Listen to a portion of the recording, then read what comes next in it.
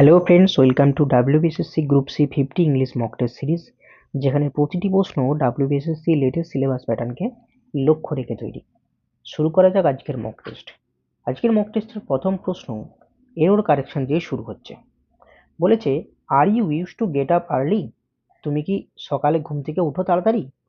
আমরা প্রত্যেকেই জানি যে ইউজ টু এই কথাটা দিয়ে কিন্তু অতীতের অভ্যেস মানে হ্যাবিটকে বোঝানো হয়ে থাকে।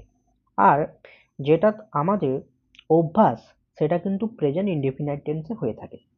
কিন্তু যদি ইউজ টু এর পরে ভার্বের আইএনজি বসানো হয়, ঠিক আছে, মানে এখানে যদি থাকতো যে are you use to getting up early, তাহলে এটা দিয়ে কিন্তু অতীতের অভ্যাস মানে হ্যাবিচুয়াল অ্যাকশনকে বোঝানো যেতে পারে। তাহলে এখানে সেন্টেন্সে বলেছে কি যে তুমি কি সকালে ঘুম থেকে ওঠো? Are you use to get up early জিজ্ঞাসা চিহ্ন। তাহলে এখানে তোমার আমার হ্যাবিচুয়াল অ্যাকশনকে বোঝাচ্ছে। তাহলে এখানে ইউজ টু এর পরে গেটের জায়গায় কিন্তু উত্তর হবে গেটিং, গেটিং হবে। তাহলে এখানে এই জায়গাতে ভুল ছিল, ইউজ টু গেটের জায়গায় ইউজ টু গেটিং হবে। নেক্সট 2 নম্বর কি বলেছে, ডিওয়াই ডাই। এই ডাই কথার অর্থ কি? ডিওয়াই ডাই, এই ডাই কথার অর্থ হলো রং, বা যেটাকে আমরা বলি কালার। তাহলে অপশন এ ডেথ মানে মৃত্যু, এ পার্সন ব্যক্তি, রাবিং সামথিং মানে কোনো কিছুকে রাব করা। তাহলে এখানে উত্তর হবে অপশন সি কালার।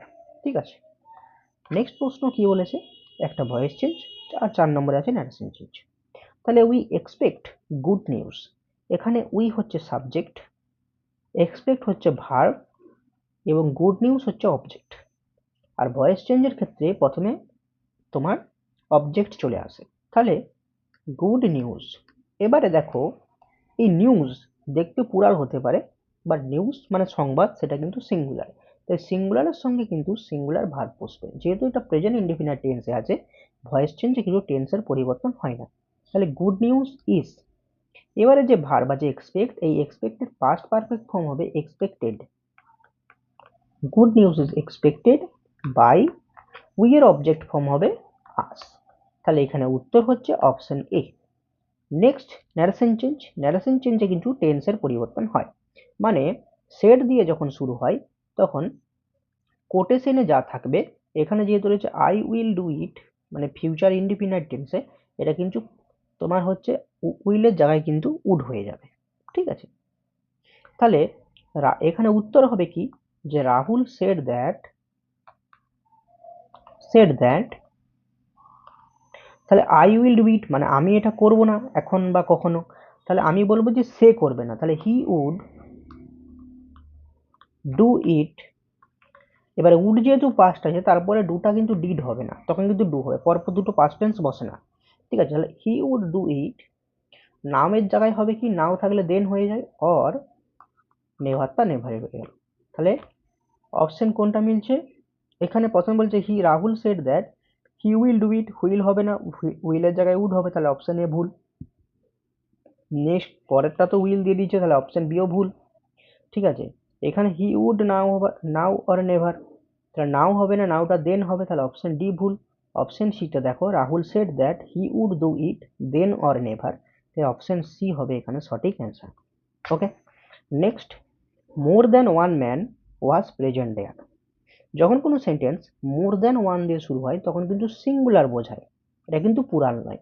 তাহলে এখানে more than one man was present there, এটা কিন্তু একদম ঠিক ছিল, তাই অপশন ডি এখানে উত্তর হবে নো ইমপ্রুভমেন্ট। 60 বলেছে কি, প্লুরাল অফ 10। কোনো সংখ্যার যখন আমরা প্লুরাল করি তখন 10 অ্যাপোস্ট্রফি এস করলেই কিন্তু প্লুরাল হয়ে যায়, তো অপশন সি হবে এখানে সঠিক অ্যান্সার। 7 কি, প্রিপোজিশন। হি রবড ড্যাশ হার জুয়েলারি, মানে তার যে গয়নাকাটি ছিল সেগুলোকে সে চুরি করেছিল।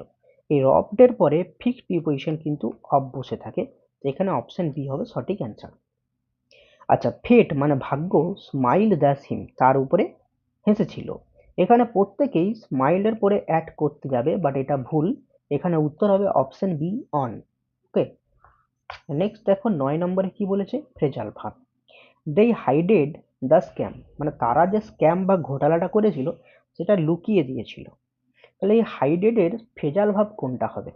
Option A put down. Put down মানে কোনো কিছুকে লেখা বা আমরা বলতে পারি রাইট, ঠিক আছে। পুট অন, পুট অন মানে কোনো জামাকে পরা বা পরিধান করাকে বোঝায়, ঠিক আছে। আচ্ছা, পুট আপ উইথ মানে সহ্য করা বা যেটাকে আমরা বলি বিয়ার। আচ্ছা, বিয়ার উইথ মানেও কিন্তু সহ্য করা, ঠিক আছে। তাহলে পুট আপ উইথ মানে বিয়ার উইথ বা বিয়ার। আচ্ছা, এই যে ফেজাল ভাব হাস আপ, এই হাস আপ কিন্তু এই কথার অর্থ হচ্ছে কোনো কিছুকে লোকানো। তাহলে এখানে উত্তর হবে দেই হাস্ট আপ, দেই হাস্ট আপ দ্য স্ক্যাম, মানে এখানে উত্তর হবে option C. A blind date, a blind date কথার অর্থ হচ্ছে এমন একজন ব্যক্তির সাথে তুমি ডেটিং করছো যাকে তুমি কখনো জানো না। তাহলে meeting with someone you don't know, option C হবে এখানে সঠিক অ্যান্সার। এই ছিল মাত্র 10টি প্রশ্ন। ভালো লাগলে অবশ্যই চ্যানেলটিকে লাইক শেয়ার কমেন্ট করে পাশে থাকো। ঠিক আছে, দেখা হচ্ছে পরের ভিডিওতে।